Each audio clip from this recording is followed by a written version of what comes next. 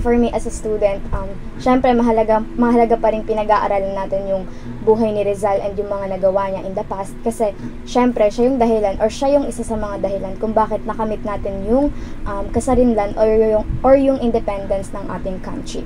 So for me, yung pag-acknowledge natin sa buhay niya and sa mga works na nagawa niya is one way of being thankful sa mga nagawa niya and sa mga natulong niya sa ating bansa. Also, si Rizal din ay kilala bilang isang individual na madaming kursong natapos, and I think that fact is magiging inspiration sa mga kabataan dahil sabi niya nga, 'di ba, ang kabataan ang pag-asa ng bayan. So I think yung mga naging tulong nila sa ating country is a big help. And another one is si Rizal din ay naging eye-opener sa mga kabataan or sa mga Filipino na maging open dapat tayo or maging bukas yung mata natin sa mga leaders ng ating bansa para nakikita natin kung ano ba yung mga ginagawa nila, katulad na lang ng mga issue ngayon na nagiging common tungkol sa mga leaders ng ating country. So for me, parang yung buhay ni Rizal is a good example or magandang halimbawa para maging matapang and magkaroon ng boses yung mga kabataan ngayon and lahat ng tao dito sa Pilipinas. Oo naman, kasi sa tingin ko kasi yung mga kabataan ngayon parang nalilimutan na nila yung mga katulad ng mga ginawa ni Dr. Jose Rizal, na naandun yung mga bagay na kailangang isabuhay, katulad ng mga pagmamahal sa ating bayan na dapat ina-apply pa rin ng kabataan ngayon, na hindi nawawala ang kaugalian ng pagmamahal. Kasi nga parang katulad lang po ng pamilya yan, na pag walang pagmamahal sa isang pamilya, parang ang kabataan ngayon ay nawawala sa kanilang tunay na kaisipan or nagiging suwail ng mga anak, ganon. Kaya kailangan, importante po yung pagmamahal talaga, na ipaglaban katulad ng ating bansa na parang marami nang gumagawa ng hindi maganda, na kaya kailangan maging ang mga kabataan ngayon ay maging aware sa mga ganung bagay na kailangan maipaglaban ang ating bansa. Napakahalaga, walang kasing halaga. Kaya nga siya itinagurian natin pambansang bayani. Dahil hindi masusukat o malirip ang kanyang ginawa sa bayan. Kaya nga ang nagsabi ng ang kabataan as yung pag-asa ng bayan, si Rizal, hindi naman ibang bayani. Kahit hindi siya masyadong nagdanas ng dugo, pero yung ginawa niyang pagsikap, hindi matutumbasan ng ibang bayani. Iba-iba ng kadakilaan na ginawa yun eh. Iba yung kay Bonifacio, iba yung kay Apollinario Mabini. Kanya-kanya sila ng noong panahon na yun, ako, ang lolo ko, taga Barcelona, Spain eh. No? Tayo na akong Barcelona eh.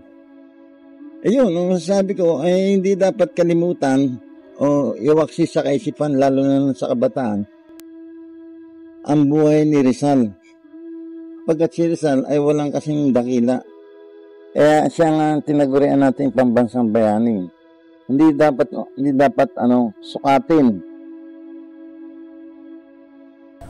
Magandang araw sa inyong lahat. Ako nga pala si Hans Andrea R. Mendoza na mula sa Section A sa ilalim ng programang Bachelor of Science in Hospitality and Management. Ngayon ay aking tatalakayin ang mga kasagutan ng 3 individual na nagmula sa iba't ibang sektor ng ating lipunan hinggil sa katanungan na mahalaga pa bang pag-aralan ang buhay at gawain ni Rizal sa panahon ngayon.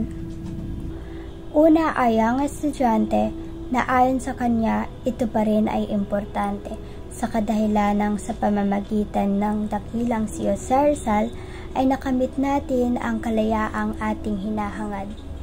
At kanyang ibinahagi rin ang kasipagan ni Jose Rizal sa pag-aaral na nagsisilbing inspirasyon para sa lahat ng mga kabataan na bigyang pansin ang kahalagahan ng dedikasyon sa pagtatapos ng pag-aaral at maging mulat na rin sa kasalukuyan sapagkat sa atin din mismo nakasalalay ang kaunlaran at kaayusan ng ating pinagmulan.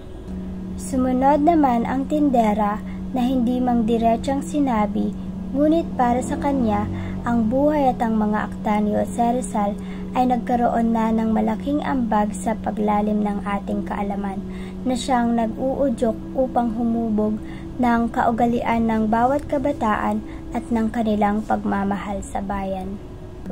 Ayon naman kay Lolo na aming kapitbahay, tinuran niya ang angking katapangan at lakas ng loob ni Dr. Jose Rizal at ng iba pang mga dakilang bayani na ipinaglaban ang kasarinlan ng ating bayan, na siyang nakakatulong upang mas bigyan natin ng pansin ang importansya ng kanilang kabayanihan.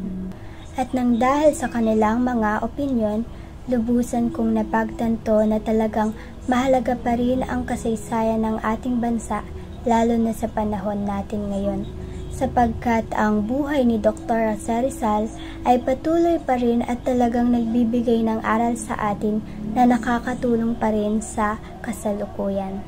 Sa pamamagitan din nito, hindi lamang mahuhubog ang ating nasyonalismo at ang ating pagkamakabayan, ngunit atin ding makikilala ang ating mga sarili bilang isang mamamayang Pilipino sa kung ano nga ba talaga ang kaya nating gawin para sa ating kinalakihang bansa, tulad na lamang ng ginawa ni Dr. Jose Rizal na siyang pambansang bayani ng Pilipinas.